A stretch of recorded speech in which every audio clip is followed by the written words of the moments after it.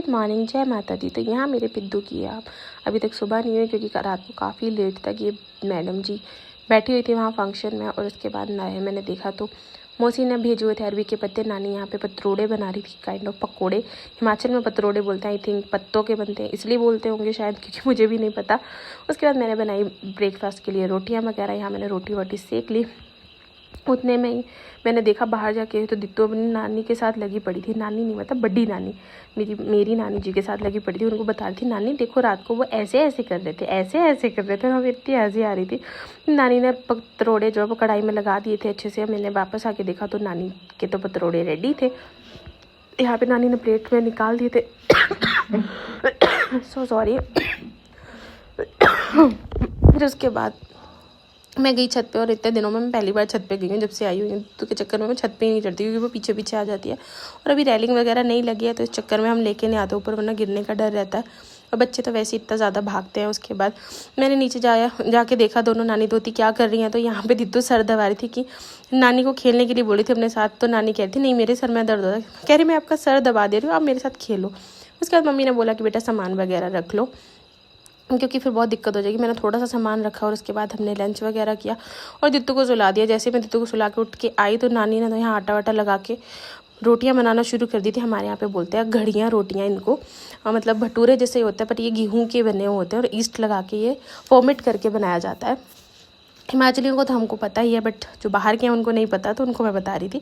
उसके बाद मैं और मम्मी चल पड़े ऊपर पुराने घर के लिए क्योंकि हमें वहाँ से कुछ सामान भी लाना था। ताई जी से मिलना था जिनसे दूध ले रहे थे, उनसे भी मिलना था। और यहाँ हम निकल गए और यहाँ से हमारे यहाँ से भी व्यू बहुत प्यारा आता है। देखो बिल्कुल पहाड़ियाँ दिखती हैं, ऊँचे ऊँचे पहाड़, बहुत ही प्यारा है। यहाँ पर भी जंगल में आग लगी हुई थी कुछ दिन पहले क्योंकि गर्मी में पता नहीं क्यों जला ही देते हैं। और ये मेरे को बड़े अच्छे लगते हैं ये ना, वैसे हवा में बहुत अच्छे उड़ते हैं। ऐसे तोड़ के मैं लेके गई थी।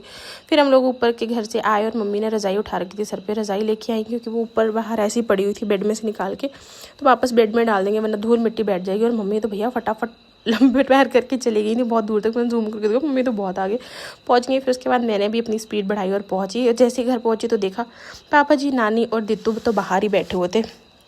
यहाँ पे बहुत अच्छी ठंडी हवा चल रही थी और मेरे कपड़ों पूरे में कांटे वाटे लगे पड़े थे। आते आते मैंने देखा तो यहाँ दित्तू मेरी हेल्प कर थी कांटे निकालने में क्योंकि उसको बड़ा मज़ा आता है भैया सबकी हेल्प करने में। उतने मम्मी चाय बना के ले आए और हम लोगों ने वहीं बैठ के चाय पी। इतनी प्यारी ठंडी ठंडी हवा चल रही थी। यहाँ देखा तो नानी की पूरी रोटियाँ बन चुकी थी।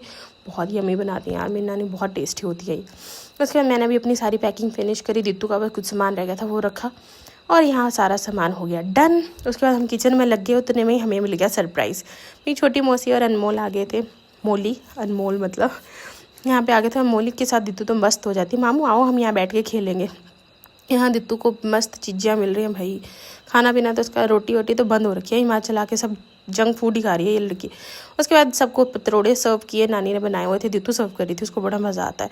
सब्जी वगैरह नानी ने बना दी थी। यहाँ में रोटी नानी हंस रही थी कि इतनी मोटी मोटी रोटी बना रहे हैं, हम सब बोलेंगे क्या बना रहे हैं ये लोग। तो हम डॉगीज़ के लिए बना रहे थे क्योंकि मौसी जा रही थी, तो पर हमने उनको रोक लिया कि हम बना के दे देंगे खाना वगैरह डॉगीज़ को भी, क्योंकि एक डॉगी है उनका बहुत क्यूट है तो उसके लिए भी हमने 2 रोटी बना दी थी। ज़्यादा तो खाता ही नहीं है वो वैसे भी। फिर उसके बाद सबने खाना वाना खाया, इनको हमने किया बाय बाय। दित्तू यहाँ पे मोली मामू को और अपनी नानी को बाय कर रही है, सबको किसी किसी करके वो बाय करा। और उसके बाद मैंने बिना मौसी वगैरह को बाय किया। यहाँ पे अनमोल और मौसी निकल गए। रात को थोड़ा ट्रैवल करने में डर ही लगता है क्योंकि कुछ भी लाइट्स वगैरह हैं नहीं यहाँ पे, बट अनमोल अच्छे से चला लेता है तो वो मौसी को लेके चला गया, उनको बाय बाय करी। और उसके बाद मैं किचन में आई क्योंकि किचन पूरा बिखरा हुआ था। उसको मैंने समेटा, मतलब मैंने क्या, नानी ने मम्मी ने हम तीनों ने मिलकर समेटा। मैंने बर्तन धोए सारे लगाए, फिर मम्मी ने बिस्तर लगाया और दित्तू को सुलाया। दित्तू की तरफ से बाय, गुड नाइट एवरीवन। और यहीं मेरा दिन ख़त्म होता है। आई होप आपको पसंद आया हो। Please like share subscribe. Take care everyone. Thank you for watching.